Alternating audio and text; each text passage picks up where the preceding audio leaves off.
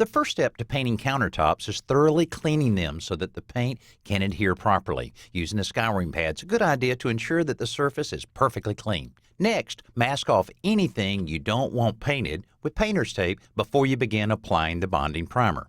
For faux granite painting kits, the primer is usually black, and the best application tools are a simple foam brush and a narrow foam roller. Depending on the manufacturer's instructions, the primer will need to dry for several hours before you continue. At that point, you can begin applying the various colors that will create the illusion of granite. These are applied with a natural sponge in a random pattern over the countertop surface. Most kits will direct you to apply them in a specific order to achieve a specific look. The key is to keep it random. You can aid this by occasionally rotating the sponge as you apply the paint.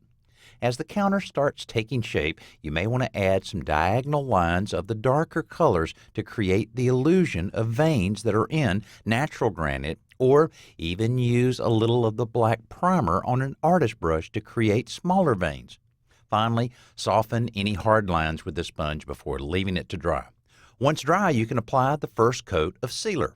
Do this carefully so that you don't leave any lap lines with the roller.